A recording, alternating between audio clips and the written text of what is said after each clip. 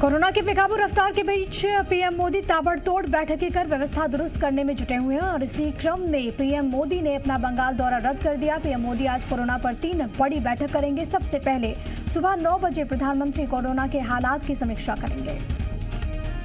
इसके बाद कोरोना संक्रमण से सबसे ज्यादा प्रभावित राज्यों के मुख्यमंत्रियों के साथ पीएम मोदी बात करेंगे। ये बैठक सुबह 10 बजे होगी। मुख्यमंत्रियों से संवाद के बाद पीएम मोदी ऑक्सीजन कंपनीज के प्रमुखों के साथ दोपहर 12:30 बजे मीटिंग करने वाले हैं। इस बैठक में ऑक्सीजन संकट दूर करने और सप्लाई सिस्टम तेज करने पर हो सकती है चर्चा।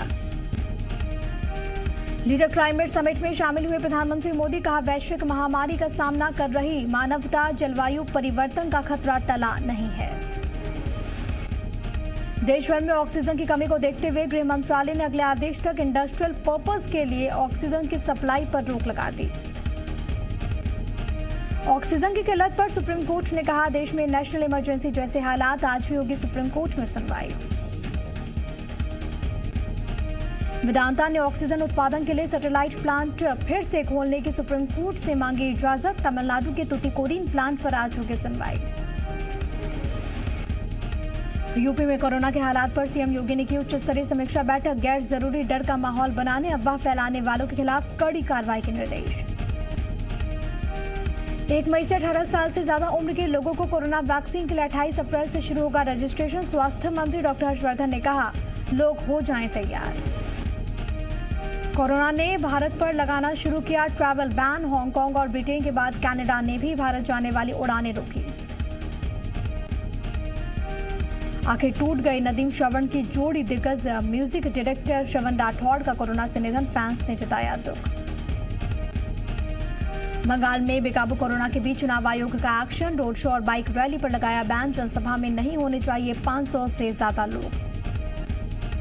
बंगाल में कोरोना से बने हालात के बाद ममता बनर्जी ने रद्द की सभी रैलियां और जनसभाएं। कहा, वर्चुअल तरीके से पहुंचेंगी जनता के बीच।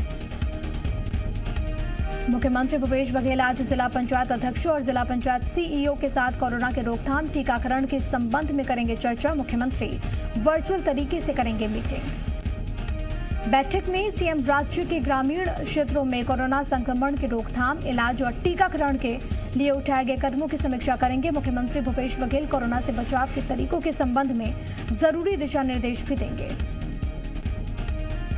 वैक्सीनेशन को लेकर सीएम भूपेश बघेल ने पीएम मोदी को लिखा पत्र। राज्य को मिलने वाली वैक्सीन डोज की संख्या और उसकी कीमत के बारे में मांगी जानकारी।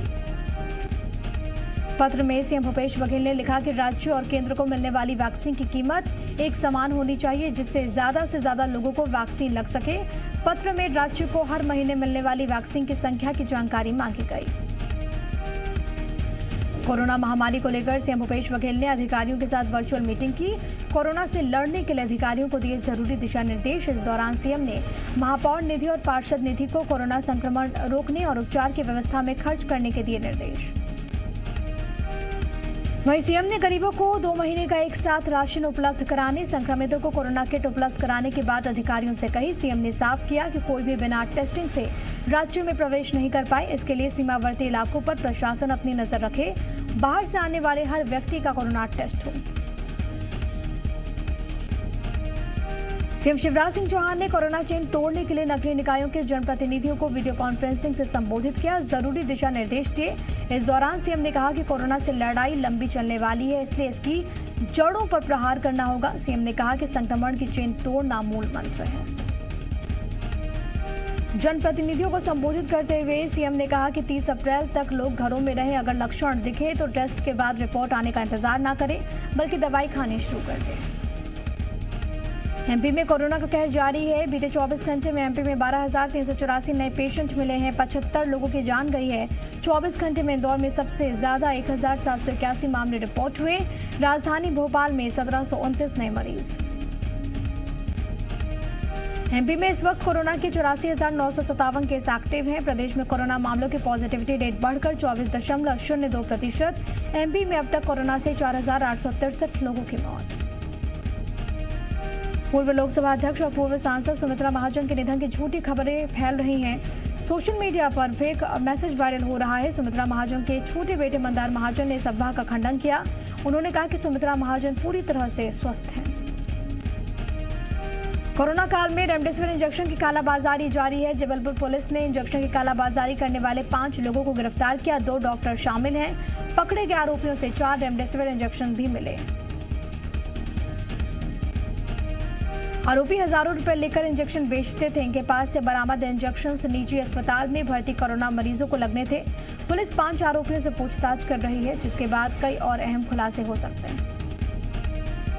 ग्वालियर में स्वास्थ्य विभाग के अनुसार वैक्सीनेशन सेंटर पर 50 से 60% लोग ही वैक्सीन लगवाने आ रहे हैं।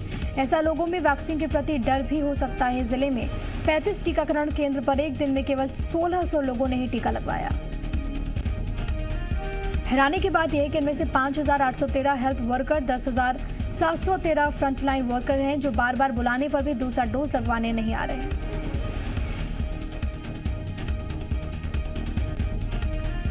उज्जैन के माधवनगर अस्पताल में काम करने वाले पैरामेडिकल और नर्सिंग स्टाफ से जुड़े 18 लोगों को कारण बताओ नोटिस जारी किया गया। कलेक्टर ने सभी 18 लोगों को 24 घंटे के अंदर अस्पताल में ड्यूटी ज्वाइन करने के निर्देश दिए। निर्देश नहीं मानने पर सभी 18 लोगों के खिलाफ महामारी एक्ट के तहत FIR दर्ज की जाएगी। सभी लोगों पर कोरोना संक्रमण से बिगड़े हालातों के बाद अस्पताल में ज्वाइन नहीं किया है, ये खबरें हैं।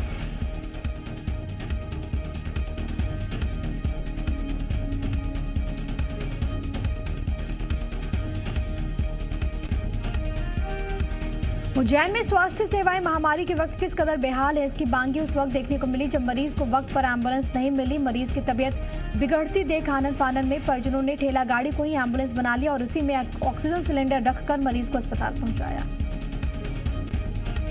मरीज की हालत बहुत गंभीर थी। हालांकि परिजनों की सूझबूझ से अस्पताल पहुंचकर मरीज की जान बचा ली गई। अपर कलेक्टर ने ऐसे किसी भी घटना की जानकारी से मना करते हुए कहा कि मरीजों की सुविधा के लिए 1075 हेल्पलाइन नंबर है, उस पर लोगों को कॉल करना चाहिए। सिवनी में कोरोना मरीजों को बेड नहीं मिल रहे हैं। अस्पताल में बेड न होने पर मरीज को अस्पताल के बाहर बने शेड के नीचे मजीन पर लिटाकर ऑक्सीजन दी गई। कई घंटों से मरीज का यहाँ इलाज किया गया। वहीं मरीजों के परिजनों को अस्पताल में कई तरह की परेशानियां भी पेश आ रही हैं। सीहोर में भी कोरोना मरीजों की तादाद लगातार बढ़ती जा रही है। हालात अब ऐसे हो गए हैं कि जिला प्रशासन और स्वास्थ्य विभाग के संसाधन भी कम पड़ने लगे हैं। जिला अस्पताल सीहोर में इस वक्त सारे बेड फुल हैं और इसके वजह से अस्पताल प्रबंधन ने दीवार पर नोटिस चस्पा किया है कि अस्पताल में अब सारे बेड फुल हैं। अस्पताल में मरीजों के परिजनों के साथ किसी तरह की विवाद की स्थिति न बने और इसके लिए अस्पताल के बाहर पुलिस बल भी तैनात कर दिया गया। टीकमगढ़ में भी इलाज के लिए मरीज भटक रहे हैं। अस्पताल पूरी तरह से फुल हो चुके हैं। मरीजों को झांसी रेफर किया जा रहा है। जिला अस्पताल के डॉक्टर्स का कहना है कि हमारे पास भर्ती करने के लिए कोई जगह नहीं। एक वीडियो काफी वायरल है जिसमें जिला अस्पताल का डॉक्टर मरीज के परिजनों को इलाज के लिए झांसी ले जाने की सलाह दे रहा है। जी मीडिया वायरल वीडियो की पुष्टि नहीं करता। बिलासपुर के सबसे बड़े सरकारी अस्पताल सिम्स और जिला अस्पताल के टेस्टिंग सेंटर्स और वेटिंग रूम में भी कोरोना से गंभीर मरीजों का इलाज हो रहा है।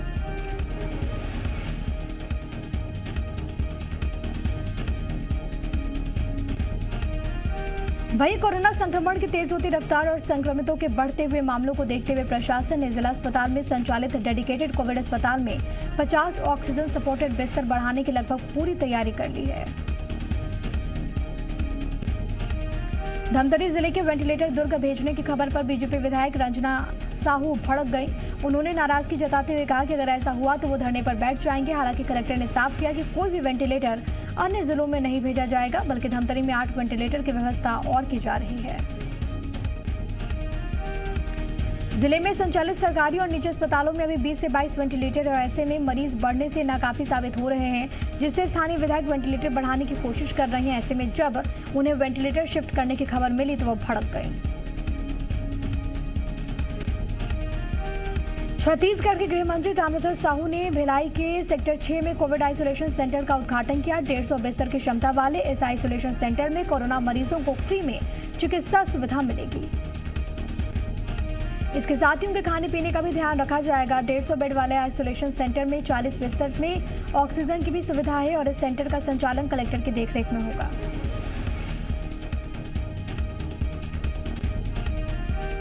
रायपुर के महापौर एजाज ढेबर ने सीएम भूपेश बघेल से कोविड केयर सेंटर को अस्पताल में तब्दील करने की मांग की है। महापौर ने कहा कि होम आइसोलेशन की व्यवस्था बनी हुई है, कोविड केयर सेंटर का कोई औचित्य नहीं रह जाता।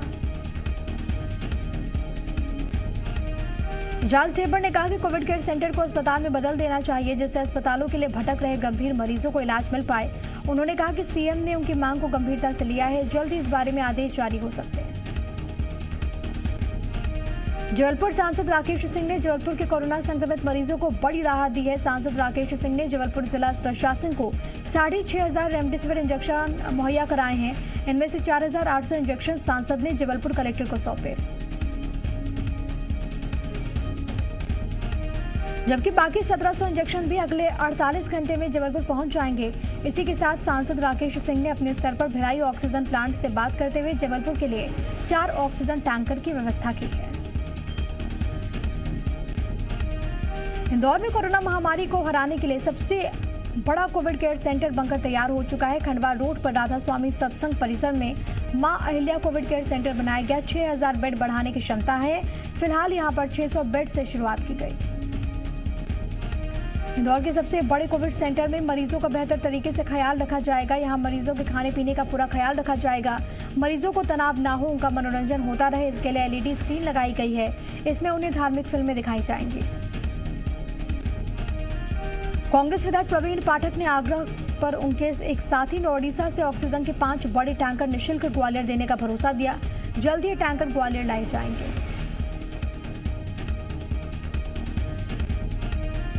विधायक ने कलेक्टर से जल्द सरकारी टैंकर्स के जरिए ऑक्सीजन मंगवाने को कहा है। उधर पूर्व सीएम कमलनाथ ने भी ट्वीट करते हुए सरकार से जल्द ऑक्सीजन लाने के लिए परिवहन की व्यवस्था करने को कहा।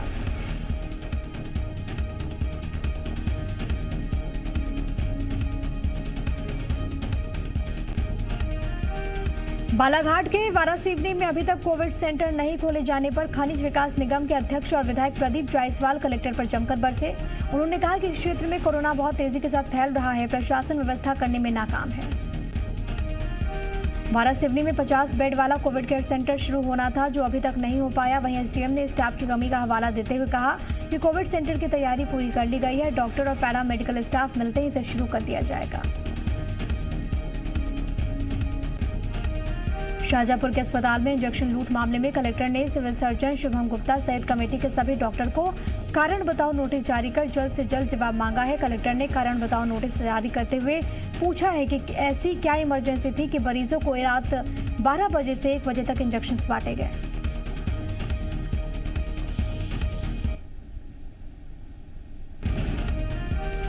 फिलहाल पुलिस ने इंजेक्शन लूट मामले में एक आरोपी को गिरफ्तार कर लिया। पूछताछ के बाद अन्य आरोपियों की तलाश की जा रही है। कलेक्टर ने अस्पताल प्रबंधन से कारण पूछा है। मध्य प्रदेश में अस्पतालों के फुल होने पर सरकार और प्रशासन जल्द नए अस्थायी अस्पताल को तैयार करने में जुटा है। इसी क्रम में सागर में मंत्री भूपेंद्र सिंह ने बीना रिफाइनरी के पास 1,000 बिस्तर के अस्थायी अस्पताल बनाने के निर्देश दिए। ये अस्पताल 15 दिनों में बनकर तैयार हो जाएगा। सतना में प्रशासन पर कोरोना से होने वाली मौत के आंकड़ों को छुपाया जा रहा है। आरोप है कि जिले में पिछले 24 घंटे में 419 लोग संक्रमित हुए। 11 लोगों ने कोरोना पॉजिटिव होने के बाद दम तोड़ दिया, लेकिन प्रशासन सबको कोरोना नेगेटिव बता रहा है। प्रशासन ने जो आंकड़े जारी किए उसके अनुसार जिले में एक भी मौत कोरोना से नहीं हुई। वहीं स्वास्थ्य सेवाओं की बात करें तो आलम यह है कि अस्पताल से लाश हटाने में भी कई घंटों लग रहे हैं। जिले में स्वास्थ्य सेवाओं का आलम ये तब है जब मंत्री रामखेलावन पटेल ही कोविड प्रभारी मंत्री। जी मीडिया की खबर का एक बार फिर से असर हुआ है। जशपुर कलेक्टर ने लॉकडाउन के बीच सामूहिक नृत्य की खबर पर संज्ञान लिया। सरपंच को कारण बताओ नोटिस जारी किया। पत्थलगांव विकासखंड के राजोआमा पंचायत में शादी समारोह के दौरान सामूहिक नृत्य का वीडियो वायरल हुआ था। 20 से अधिक लोग डांस कर रहे थे। पत्थलगांव एसडीएम ने भी मामले में जांच का आदेश जारी किया। मंडला जिले में कोरोना कर्फ्यू के दौरान बेवजह घरों से निकलकर घूमने वालों की पुलिस ने जमकर खबर ली। पहले तो पुलिस ने सड़क पर घूम रहे लोगों को बड़े प्यार से समझाया। पुलिस ने कोरोना कर्फ्यू का सख्ती से पालन कराने के लिए किसी की गाड़ी की हवा निकाली, किसी से ऑन द स्पॉट उठक बैठक भी लगवाई। कोरोना कर्फ्यू का पालन करवाने के लिए झाबुआ पुलिस भी सख्त नजर आई। एसडीएम और पुलिस अधिकारियों ने सड़कों पर निकलकर चेकिंग अभियान चलाया। इस दौरान पुलिस ने सड़कों पर बिना वजह घूम रहे लोगों को पकड़कर अस्थायी जेल भेज दिया। निवाड़ी में अपने स्टाफ को संक्रमण से बचाने के लिए एसपी ने भाप लेना अनिवार्य कर दिया। एसपी आलोक कुमार सिंह के आदेश पर जिले के सभी पुलिस थानों और ऑफिस में भाप लिए जाने की व्यवस्था की गई है। एसपी ने निर्देश दिए कि जिसके लिए जिले के थानों और दफ्तरों में नई व्यवस्था की है। गैस चूल्हे पर कुकर चढ़ाए गए हैं और कुकर में सीटी की जगह नोजल लगाकर उसमें पाइप लगाए गए हैं। इन पाइप्स के जरिए ही लोगों को भाप दी जा रही है। राजनांदगांव में पुलिस अपने कर्तव्य के साथ ही साथ मानवता की मिसाल पेश कर रही है। असहाय लोगों को 2 वक्त का खाना उपलब्ध करा रही है। गरीबों को मदद के लिए पुलिस ने भोजन पुलिस परिवार ग्रुप बनाया, जिसमें ये पुलिस वाले मिलकर गरीब लोगों को सुबह और शाम खाना खिला रहे हैं। रतलाम के बड्डिया राठौर गांव में कुछ लोगों ने पुलिस पर हमला कर दिया। कोरोना कर्फ्यू के बावजूद वहां पर आयोजन हो रहा था। थाना लौट पुलिस ने हमला करने वाले 13 नामजद लोगों सहित कुल 25 लोगों पर दर्ज किया है केस।